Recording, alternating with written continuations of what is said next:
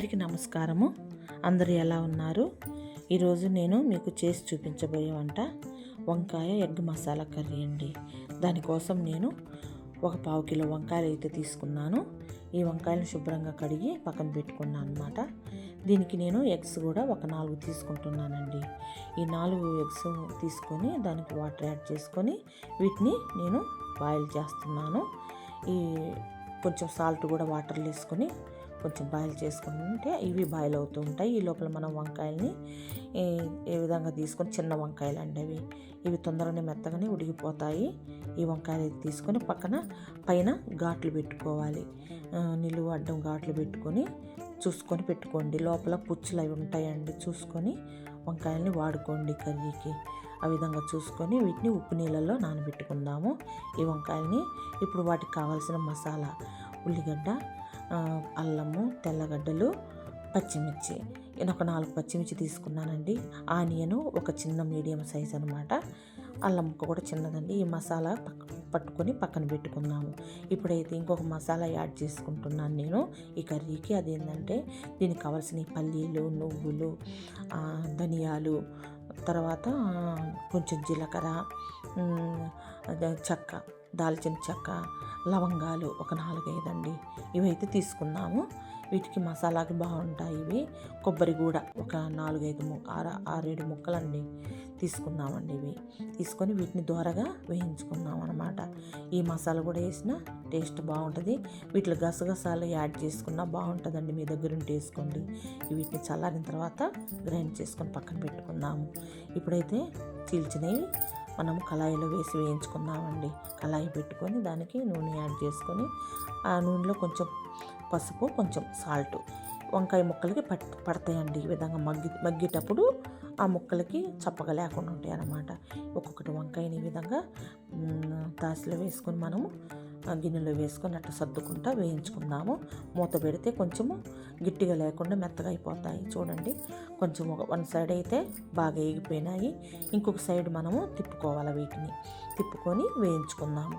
మరలా మూత పెట్టుకొని వాటికి వేయించుకుందాం. అంటే ఉడికిపోయేటట్లుగా. చూడండి, ఉడికిపోయిందండి. ఈ విధంగా మనము చేసుకోవాలి. వీటిని ఒక మూతలోకి పక్కకి తీసుకొని పెట్టుకుందామండి ఈ వంకాయలని. తర్వాత మనం ఇవి కూరలో కూడా ఉడికించాలి. ఇప్పుడు ఎగ్గులు కూడా మనం వేయించుకుందాం. వాటికి ఘాట్లు పెట్టుకుందామండి. దాంట్లోకి ఏంటంటే ఉప్పు, కారము, మసాలా పోయి టేస్ట్గా ఉంటాయి అన్నమాట. అందుకని ఎగ్గులు కూడా ఈ విధంగా నూనెలో వేసుకొని అట్లా తిప్పుకోవాలి. పైన లేయర్ కొంచెము క్రిస్పీగా అవుతుంది అనమాట. అప్పుడు ఎగ్గు తినడానికి బాగుంటుంది.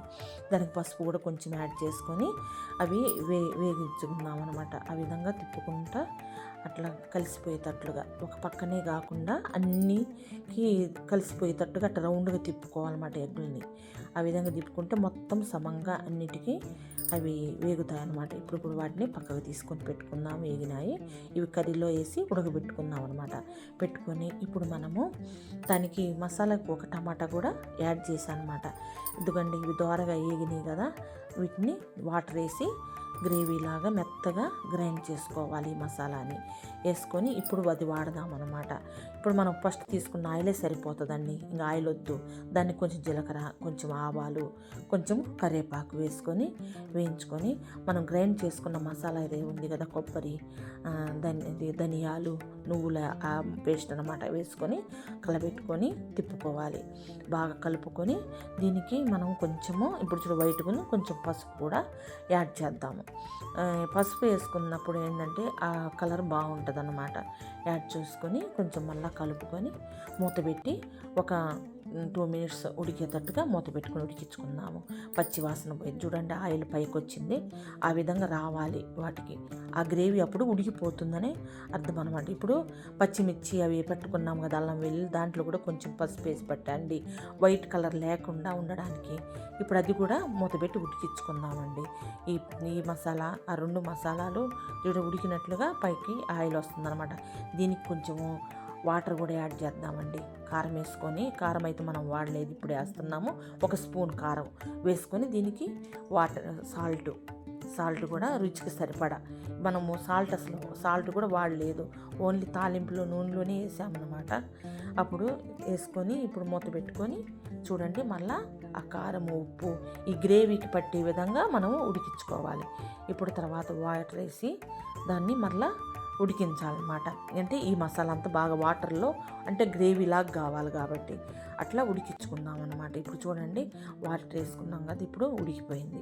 అట్లా ఆయిల్ సైడ్స్ చూడంత బాగా వచ్చిందో ఆ విధంగా వచ్చేటట్లుగా మనం వేసుకోవాలి. ఇప్పుడు మనం వేయించుకున్న ఈ వంకాయలను అయితే అట్లా సర్దుకొని ఈ గ్రేవీలు అవి కూడా ఉడికిపోతే బాగా స్మూత్గా మనం తింటుంటే కరిగిపోతాయి అన్నమాట నోట్లో వేసుకున్నప్పుడు.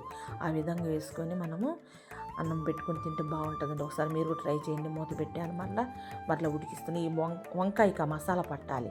చూడండి, మళ్ళీ ఆయిల్ వచ్చింది.